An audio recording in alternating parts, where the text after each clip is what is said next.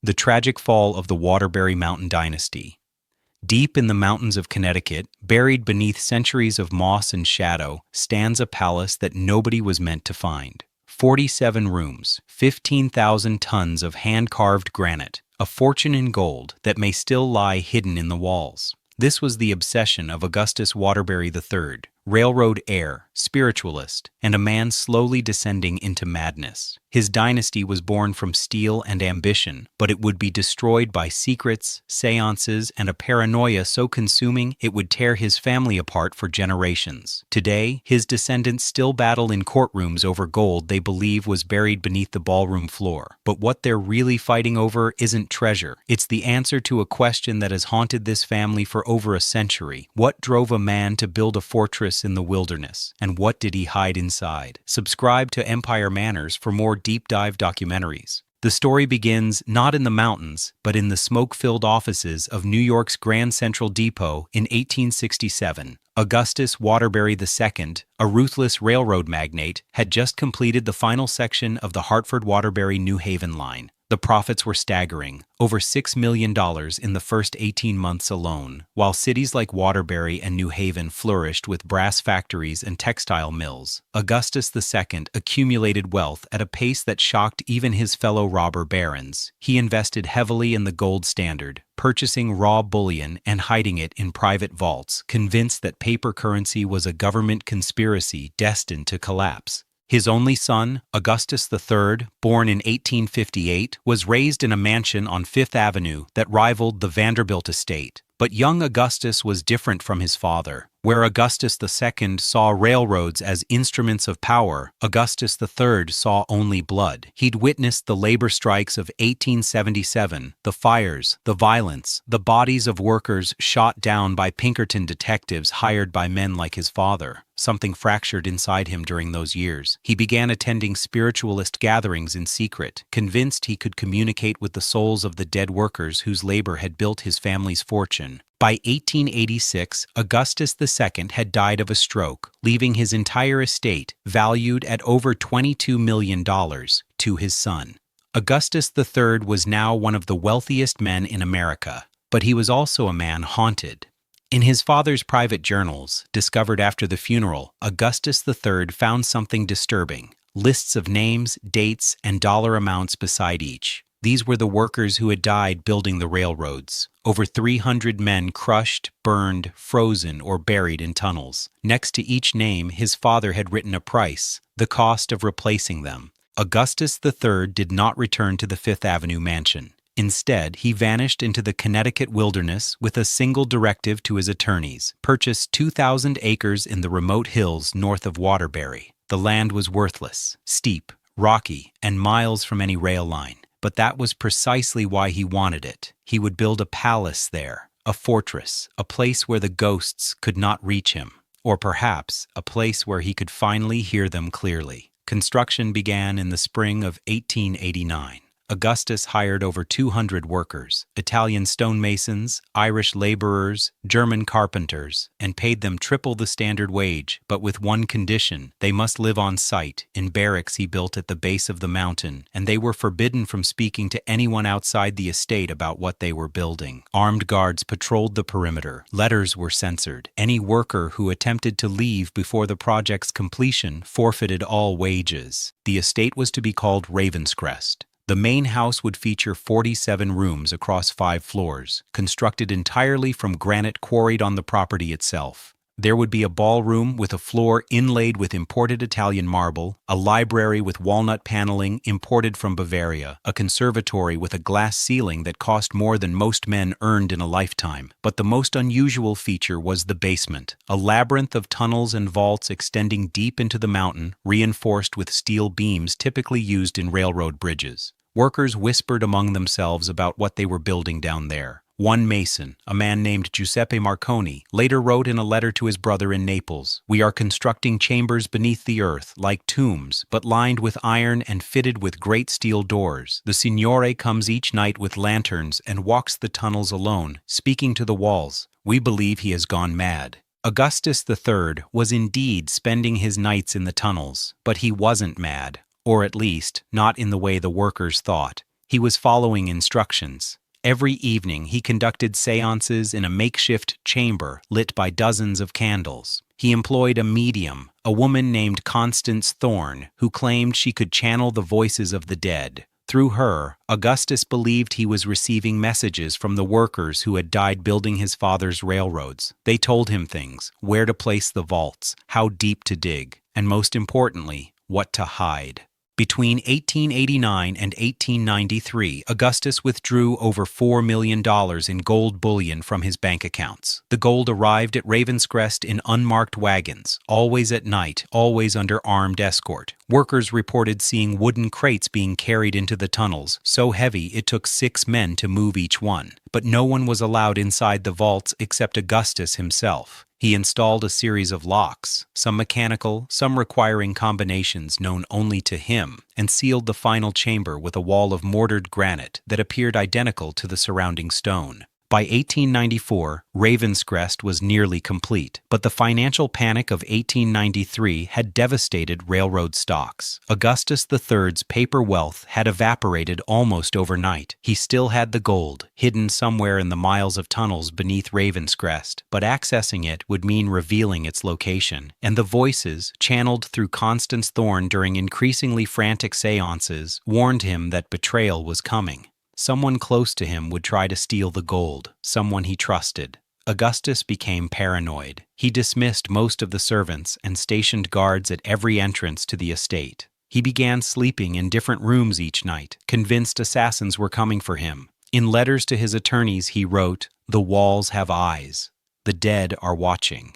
They will protect what I have hidden, but only if I remain vigilant." In the winter of 1896, tragedy struck. A fire broke out in the west wing of Ravenscrest during a February snowstorm. By the time workers could respond, 3 servants had died in the blaze. Augustus III was found unconscious in the library, overcome by smoke. He survived, but he never fully recovered. The fire had destroyed much of the main house, including, some believe, documents that detailed the location of the hidden gold. Augustus spent the final 2 years of his life attempting to rebuild Ravenscrest, but the money was running out. The gold remained buried, inaccessible, or perhaps lost even to him. In 1898, at the age of 40, Augustus Waterbury III died in his sleep. The official cause was listed as heart failure, but many suspected something darker. His body was found in one of the tunnel chambers, a lantern still burning beside him, surrounded by papers covered in frantic handwriting. The papers were later burned by his widow, Evelyn, who claimed they were the ravings of a diseased mind. Augustus III left behind no children, but he had 3 siblings who immediately began fighting over the estate. His will, drafted just months before his death, was bizarre. He left Ravenscrest and all its contents to the voices who guided me in life and will guard me in death. His attorneys argued this meant the estate should be sold and the proceeds donated to spiritualist organizations. His siblings argued the will was invalid, clear evidence of insanity. The legal battle would last 14 years. During the probate fight, treasure hunters descended on Ravenscrest. Dozens of people, armed with shovels, pickaxes, and dowsing rods, tore through the estate searching for the legendary Waterbury gold. They dug up the gardens, they smashed through walls, they dynamited sections of the tunnels, causing cave-ins that killed at least 2 men. But no one found the gold. If it existed, Augustus had hidden it too well. In 1912, the courts finally ruled that Ravenscrest should be divided among Augustus III's surviving family members. But by then, the estate was a ruin. The windows were shattered, the roof had collapsed in several places, and the tunnels were too dangerous to explore. The family sold the property in 1915 for a fraction of its original value. It changed hands 7 times over the next 50 years, each owner hoping to find the hidden fortune, each leaving empty-handed and bankrupt from the effort. By the 1960s, Ravenscrest had been abandoned for decades. The forest was reclaiming it, vines crawling through broken windows, trees growing through the floors, the granite walls slowly crumbling under the weight of time and weather. But the legend of the Waterbury gold refused to die. It passed into local folklore, whispered about in taverns and written about in pulp magazines. Some claimed Augustus had buried the gold in the tunnels. Others insisted it was hidden in the walls, sealed behind false granite panels. A few believed the gold had never existed at all, that it was just another delusion of a man driven mad by guilt and grief. In 1978, the property was purchased by the Connecticut Historical Preservation Society. They stabilized what remained of the main house and opened portions of it to the public as a museum. Tours were offered of the ballroom, the library, and the conservatory, but the tunnels remained closed, deemed too unstable and dangerous for visitors. The Society's official position was that the Waterbury gold was a myth, a story invented by tabloids and treasure hunters with nothing better to do. But in 2003, something changed. During a routine structural survey, engineers discovered a sealed chamber deep in the tunnel system that didn't appear on any of the original blueprints. Ground-penetrating radar revealed a large void behind a wall of granite, a space approximately 12 feet by 20 feet, lined with what appeared to be metal. The Historical Society decided to investigate. In 2004, they carefully removed the granite blocks, revealing a steel door with a complex locking mechanism that had rusted shut over the decades. When they finally opened the door, they found an empty room. No gold, no treasure, just a single wooden chair facing a blank wall and a message carved into the stone: "What is buried cannot be found by those who seek it." The discovery reignited the family feud. Descendants of Augustus III's siblings filed lawsuits claiming ownership of the estate and demanding access to the tunnels. They hired their own engineers and treasure hunters. Metal detectors swept every inch of the property. Drill cores were taken from the floors and walls. Millions of dollars were spent searching for a fortune that may never have existed. In 2019, a forensic accountant hired by one of the family factions published a report concluding that Augustus III had likely spent most of the gold before his death, not on rebuilding the fire-damaged estate, but on paying spiritualist mediums, funding seances, and constructing increasingly elaborate hidden chambers beneath Ravenscrest, most of which collapsed or were sealed off during the tunnel cave-ins of the early 1900s. The gold, if it ever existed, was probably buried under tons of rubble, impossible to recover without destroying what remains of the estate. But the family doesn't believe it. Or perhaps they don't want to believe it. Because believing the gold is still hidden means there's still something to fight for. It means Augustus III's madness had a purpose. It means the dynasty didn't end in ruin and shame, but in mystery and possibility. Today, Ravenscrest stands in quiet decay, a monument to ambition, obsession, and the price of inherited wealth. The ballroom where Augustus once danced with New York's elite is now open to the sky, the marble floor cracked and covered in moss. The library, where he read late into the night by candlelight, is filled with dead leaves and the nests of birds. The tunnels remain sealed, too dangerous to explore, slowly collapsing into the mountain. And somewhere beneath it all, maybe sealed behind walls, maybe buried under rubble, maybe lost forever in passages that no longer exist, lies the answer to the mystery that has haunted the Waterbury family for over a century. Not just where the gold is hidden, but why Augustus III felt compelled to hide it in the first place. Was he trying to protect his fortune from creditors and family members he didn't trust? Was he following the instructions of spirits he believed were guiding him toward redemption? Or was he simply trying to bury the guilt of a fortune built on the broken bodies of men whose names his father recorded in a ledger like livestock? We may never know.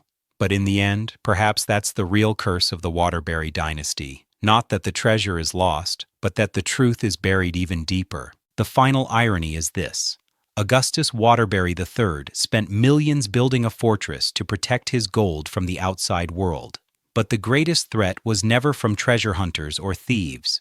It was from his own family, the people who fought over his estate for decades, tearing apart what little remained of Ravenscrest in their search for wealth they believed was rightfully theirs. The dynasty Augustus tried so desperately to preserve collapsed not from external pressure, but from the weight of its own greed and suspicion. Today, the only visitors to Ravenscrest are historians, photographers, and the occasional ghost hunter convinced they can hear voices in the tunnels. The Historical Preservation Society offers limited tours during the summer months, but most people come just to take photographs of the ruins, Gothic, overgrown, and hauntingly beautiful in their decay. The legal battles continue, though on a smaller scale. Several descendants still claim ownership of the property and the right to excavate the tunnels. But with each passing year, the likelihood of finding anything diminishes. The tunnels collapse further, the forest grows thicker, the mountain slowly reclaims what Augustus carved from it over a century ago. And perhaps that's how it should be, because Ravenscrest was never really about the gold. It was about a man who inherited a fortune he didn't earn, stained with the blood of men he never knew, and spent the rest of his life trying to atone for sins that weren't his own. He built a palace in the wilderness, not as a monument to power, but as a confession carved in stone, a physical manifestation of guilt so overwhelming that only isolation, obsession, and ultimately madness could contain it.